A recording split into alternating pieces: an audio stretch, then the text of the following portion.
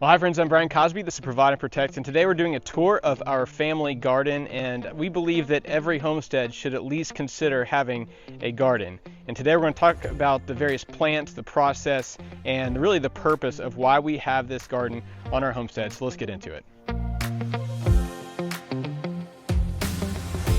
So there's a lot of reasons why I think it's important for any homesteader to have a family garden, and the most obvious, of course, is that you can have your own food.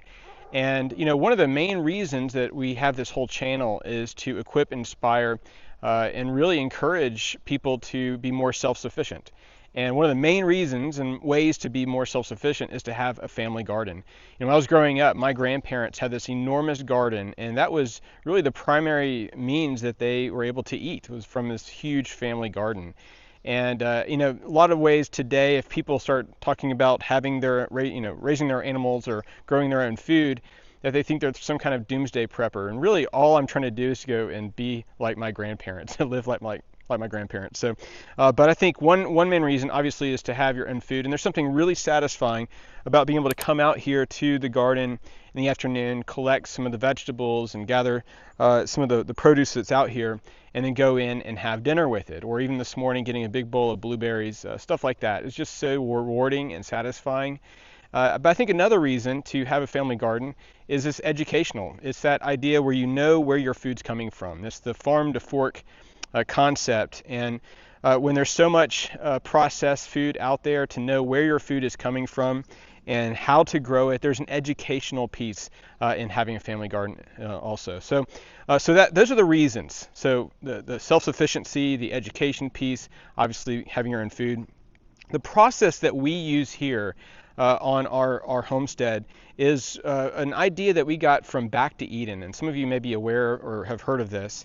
But the Back to Eden idea is a no-till method. I know it's traditional to just till up the ground every year, but there's a lot of good reasons to not till the earth. And what they do is it's a deep mulch or a layering method. And if you look at the forest around here, there's no tilling in the forest. Stuff just grows naturally.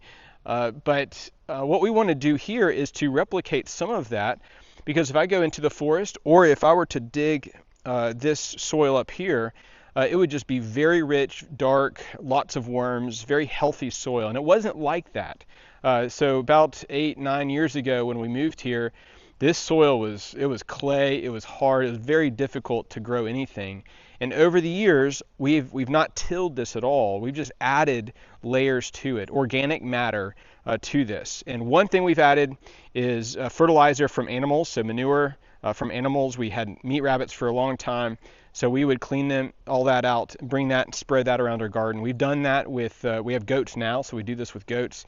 We'll load this, all of the goat manure, and becomes fertilizer for our garden. And then we will put mulch down, we'll put grass or hay or straw, that kind of stuff on top, and it all breaks down and becomes really good soil. And also, another thing we do is we'll bring in the chickens, usually after we do our final harvest for the year, we'll bring in chickens. And they are in this area, and they will go around and scratch up everything, aerate everything, and they'll pick out some of the seeds, and of course they also provide their own fertilizer. And then we'll take them out late winter, early spring, before we think about planting. Let that cool, because it's kind of a hot manure. We'll let that cool for a couple months before we actually plant. So that's kind of our rotation here, our process. And people ask about weeds. Well, weeds are just part of gardening. You're going to have them. We just kind of let ours go in here a little bit, just with we've just got grass. And when you put in mulch and all kinds of stuff into a garden, you're going to have weeds. One way you can prevent some of that, you can put down layers of cardboard, and that can even break down as well. But layers of cardboard, that will prevent some of the weeds. Obviously, some of the mulch, fresh mulch, you can kind of walk on that as paths, stuff like that. So, but we do have weeds, and that's okay. So we just come in here, either pull them, take the weed trimmer, and cut those down. But we just don't worry about doing that whole weeding every day or anything. So, but really, it's my wife and my kids that do most of the gardening here, and I don't know everything that's in here. We have some perennial plants in here, And I want to bring my wife in and explain a little bit more of that and what we have in our garden. So we're doing that. So that's the method that we've gone with, is this deep mulch method, and you can find out a lot about that on the internet. So we don't do any tilling or anything like that, and we have perennial stuff that will come up year after year because we're not doing the tilling. You have the same plants that will come up, and actually come over here. Let me show you a couple things here. For example, I mean, we have these huge blueberry bushes in the corner right here, and we planted these how many years ago? About 8 years ago, something like that. Okay, so we've got these blueberry bushes and other things that we've had in our garden over the years, and they've been of this whole side. This is mostly the perennial section here. There's a few annuals in here, but since we let the chickens in every few years. So what are some things you have down here?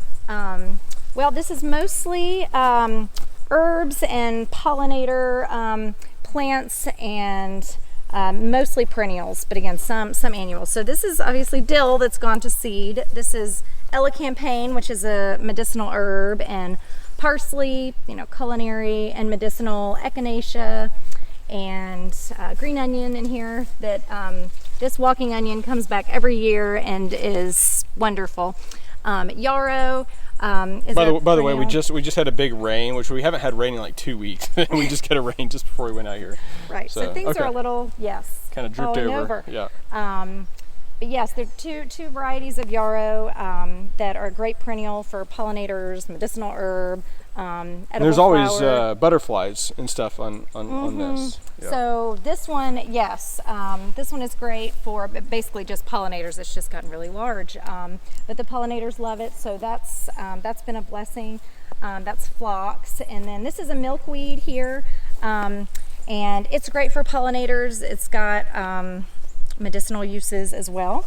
And then we've experimented with some asparagus over here. This is kind of the drier section, the plants that like to be a little bit more dry. So I don't water this side as heavily, but this is mullein, it's a medicinal herb, and then thyme and sage and rosemary. And then we keep a few hens and chicks over here that is also medicinal plant that comes back every year, and this is feverfew. So this area we kind of fence off so that the chickens don't kill it when they're in here tilling up the ground. So obviously we've got tomatoes, some of the normal stuff that any garden would have, but it is nice to have that perennial side to a garden. But we've got tomatoes, peppers, just the normal stuff that you would like. And here's the great thing about a garden is that you can grow the stuff that you want. the kinds of foods that you enjoy eating, you can grow it. And it's not that difficult. I think with good soil, light and water, that's really it. It's taken a little time to kind of get the feel of to build what the it soil, takes to grow. to build the soil in and all of that. Yes. So, but that's essentially what it is. Yes. Light water and some good soil. And the good soil, I think, is probably the most important time-consuming piece to this whole thing. And that's that layering methods we talked about. So as far as a weekly time to maintain, so probably because some people are probably wondering, well, all right, I kind of want to do a garden now, or I want to revive a garden maybe that I've kind of let go in the past. I mean, how much time does it take per week to maintain a garden? Well, I think it just depends on the stage of the garden. Right now we're kind of in the middle of things are... So it's July 13th. Yes, it's July 13th. So we're not quite at a main harvesting time. So I'd say there's labor intensive a little bit more on the front end when you're getting kind of the final layers on the soil and planting either your starts or your seeds. And then there's kind of a nice little waiting time where you just get to see things coming to life. And usually that is that period of time. It doesn't take nearly as much time as I'd say the harvesting end, the planting portion and the harvesting portion take a little more. I mean, guessing on the amount of time probably just depends on if you keep nice tidy raised beds, it really wouldn't take that much time. It tends to get a little jungly out here. So if it's a day we're weed eating, maybe we're out here 2 hours. But that's usually once a week that we have to do kind of a cleanup, and then like a full half a day to at least like clean up everything and harvest and all of that. And then during the week doing some harvesting. During the week mainly doing some harvesting. Yes, and the kids help with that. And we've had some amazing vegetables over the year, big ones. I'll roll some B-roll here for some of those vegetables we've had over the years. Pretty amazing.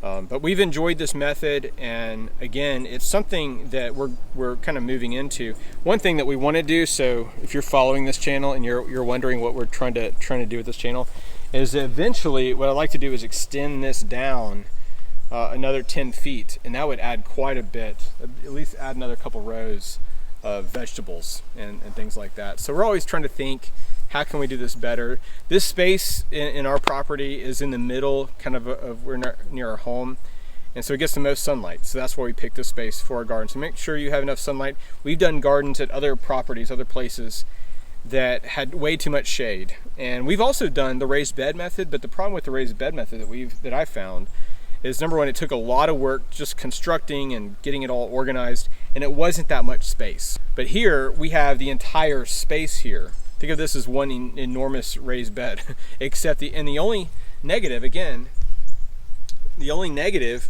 to this is that you have weeds, really. I think that's the only negative compared to a raised bed. Although in some raised beds that we've had weeds in them. So I don't know, you can never fully prevent weeds. It's just part of gardening, and just be okay with it.